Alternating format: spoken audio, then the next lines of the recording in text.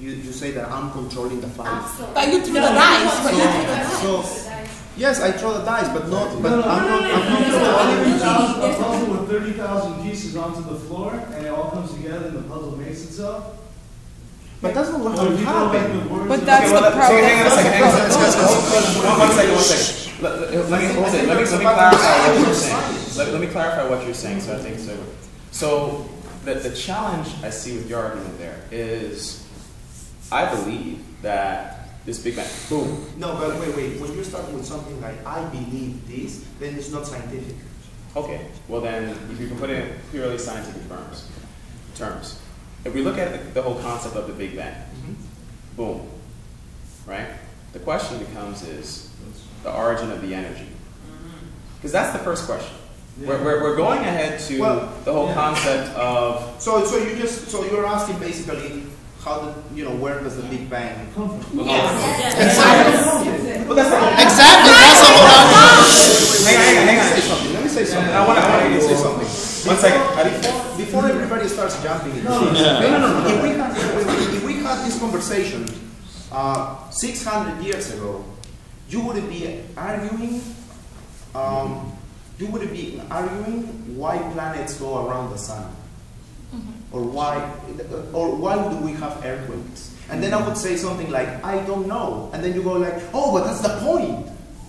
Now that science explains that, now you don't argue about that. You argue about something else. I think my question. Wait. But it's important for me to say this. Every time a scientist refers to God, that's another thing. That actually Albert Einstein was atheist.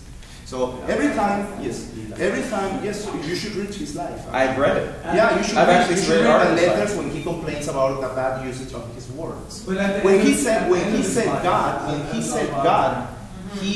every time he said God, he implied that God equals the set of laws of physics that has not been discovered yet. So why not say that? Because I have no idea. I don't understand.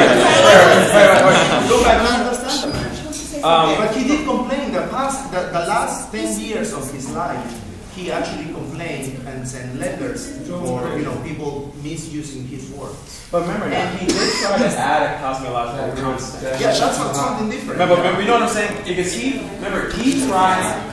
The whole point here is that he tried to change this equation. He tried to change this. Remember, he added a cosmological concept. Yeah, but that was not one from the attention field. Right. The whole point here is that, okay, well, I think we're hitting too many things here, and I want to make sure we can address this. But the one question that I did have in regards to what you were saying is that the probability of, because the speed at which the Big Bang had to occur is the major question. Because if it was going like literally at 100 millionth of a percent higher or lower, then it wouldn't have been able to form. Because the faith issue in what you're referring to, you know what I'm saying. The faith issue in what you're referring to is the fact that how fast was it going? Because if it was going too fast, it wouldn't have formed. If it was going too slow, it would have collapsed in on itself. That's the issue. And that's where that whole question of, okay, well, I believe that it was formed, but the question is, well, could it have happened by purely naturalistic purposes? Yes, I actually can. And the reason why the argument there is because the exact speed at which to do that is so incredibly precise that scientists are just like, how could that have possibly? And then the other issue is that, well, maybe we had a zillion Big Bangs before one of them worked. Yeah, right. Right, but I think she had a question that... Actually, she has a question, so I'm going to let her. Okay, why did you raise your hand? Okay. I have a kid, so I got to head back home pretty soon, but keep going. Okay, so I went to a lecture actually in this hall by Bishop Gordon, who's a professor here.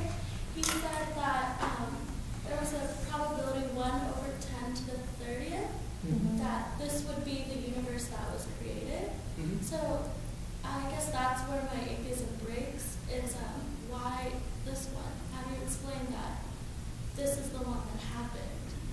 That's the question science hasn't answered. No, but the thing is that I mean, when you look at that, I mean, I know Kaku. Yes, I talk to him all the time, and I don't understand the guy. He said in This his is- lecture that is the point at which science breaks and you have to have faith. So Yeah. That is true, but that's Remember, the whole issue here is faith. I mean, we're not. but if you say you have faith that there is a designer because the universe is well designed, it's beautiful, but beauty is in the eye of the beholder. So Even our placement in the universe is incredible. But I think that, for example, questioning, what are the probabilities that that this universe is like this, like that, and that's why we're here and all But that. isn't it important to have a mathematical probability? Because that yes, but I mean, how to me it doesn't really make sense to talk about those things because, as you said, there are other theories that encounter like many universes, and we're just one of them.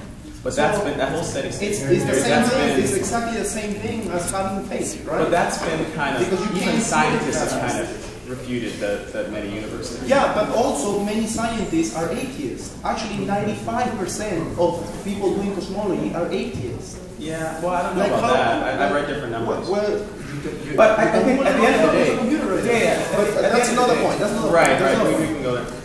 The point I want to make is that the second law of thermodynamics, you do have things that they go from disorder to order, because when they go, You mean breaking the second law of thermodynamics? yes, because they're not really breaking the law. What happens is that you create order, but you are paying by creating disorder somewhere else. Like, give me an example. Like, for example, how stars are formed. The stars are way more complex than just a hydrogen atom. So, just by the fact that you create a star, then you're giving heat, energy that you cannot reduce.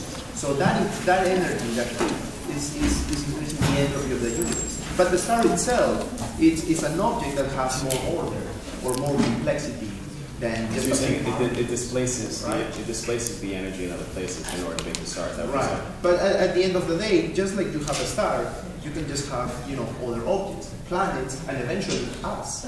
So I don't see. But that, I don't yeah, see but the why matter that's a stays the problem. same though. Like for example, the matter, the first law is that it's constant. So it's I think the premise is the universe is a closed system.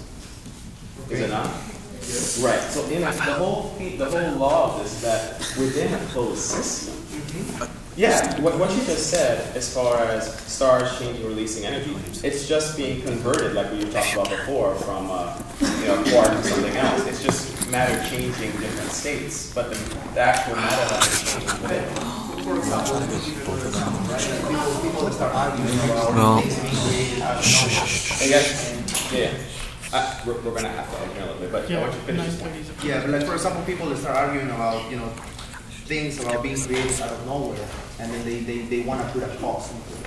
So in vacuum itself, you always have particles, antiparticles being created all the time. So From what? just from energy fluctuations. I guess that's the question. It's like we're assuming that there's energy fluctuation. No, it is proven. But where does the energy fluctuation come from? That's my the energy question. of vacuum. A vacuum itself has energy. So It within has that, been proven that something called Casimir effect. The Casimir effect tells you that that there's vacuum energy. The cosmological constant actually is vacuum energy. so that's energy in nothing. In nothing, yes. Oh, So Energy in energy in nothing, yes. That nothing has So nothing has energy. nothing has energy. But that's like wouldn't that be an oxymoron? Like how could nothing have energy? Because the nothing that you claim to be nothing, it's a space itself. But the space itself has energy.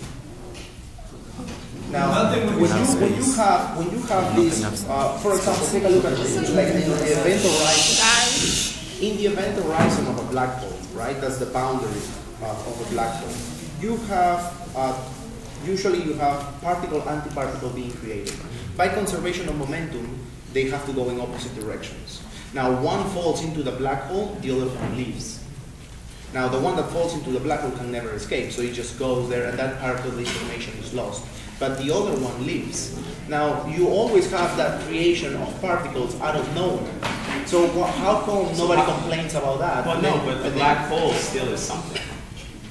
The black hole is still something. Yeah, it can't just be. But no. why don't you? But why? I mean, You see what I'm saying? Like, okay, if you're saying the black hole all of a sudden took it and now it's gone, it can't be gone.